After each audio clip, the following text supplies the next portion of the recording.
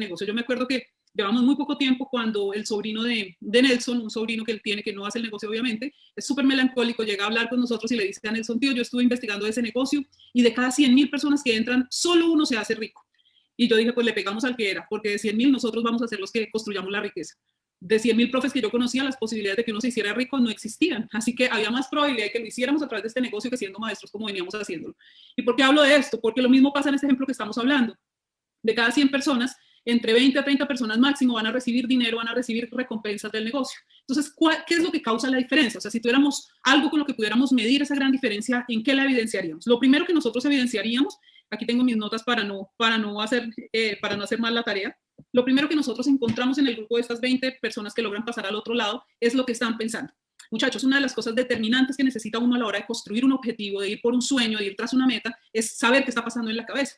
Entonces, la cabeza es decisiva para gobernar y para orientar y para guiar el proceso de cualquier ser humano. Por eso, insistentemente le hablamos a la gente del programa educativo, de la necesidad de leer los libros, de escuchar los audios, de estar conectado a un evento, de hacer parte de esa atmósfera que se empieza a crear en torno a la educación, porque necesitamos modificar los pensamientos y las conductas de las personas que entran al negocio.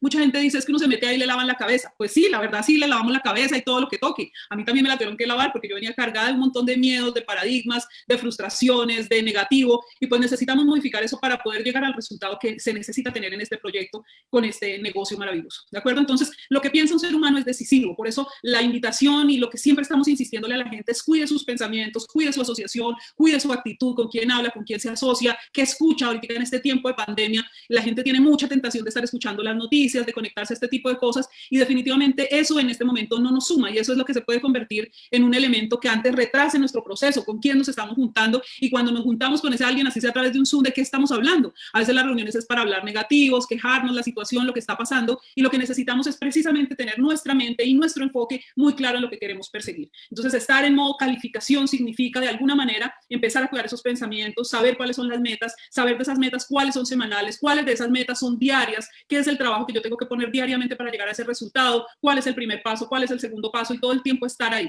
La educación juega el papel importantísimo en nuestra vida de sacarnos del estado de pobreza y podemos llevar a una mentalidad completamente diferente, a una mentalidad de abundancia. Usted y yo y todos los que estamos conectados aquí, estoy casi segura de que fuimos educados para ser pobres. Y si usted no me lo cree, revisa los procesos o los patrones de aprendizaje que usted tuvo cuando era niño. ¿Qué le decían sus profes? ¿Qué le decían sus papás? ¿Cuál fue la relación que logró establecer con el dinero? ¿Cuánta gente en su vida de infancia le habló de emprendimiento, de éxito, de logros, de salir del promedio, de ir más allá? Casi nadie. Casi todos estuvimos rodeados por el contrario de miedo. Ojo, no se va a tirar la materia, si usted se tira, hay castigo, si pierde, si no pasa. En la libreta le contaban a uno los rojos, no los negritos, cuánto había pasado, no, sino simplemente los rojos, no los marcaban los profes para que el papá lograra identificar rápidamente cuántas materias había perdido el niño. Así que ese tipo de cosas, ese tipo de conductas generaron en nuestro proceso de emprendimiento hoy en día que se salgan todos esos miedos, y es lo que vemos en la gente, no, y si no puedo, y si no se da, y si me dicen que no, y si me devuelven el producto. Así que, amigos, es vital empezar a hacer un trabajo para modificar lo que estamos pensando, porque cuando nosotros logramos modificar nuestros pensamientos, la vida fluye de una manera diferente.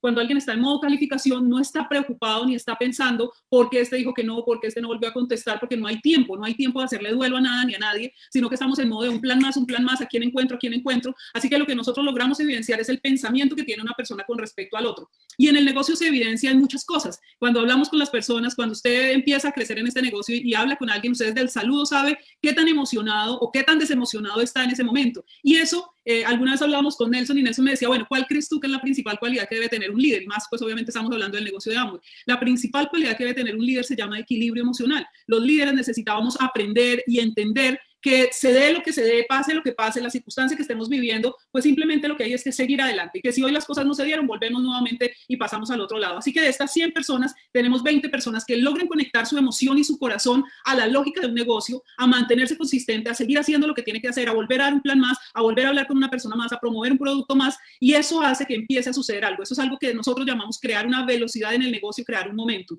Entonces, eso es vital a la hora de construir el negocio. Y una segunda cosa que identificamos también en este mismo ejemplo, de estas 20 personas que logran caminar por todo ese proceso del negocio y llegar al otro lado, es la velocidad. Miren esto tan chistoso.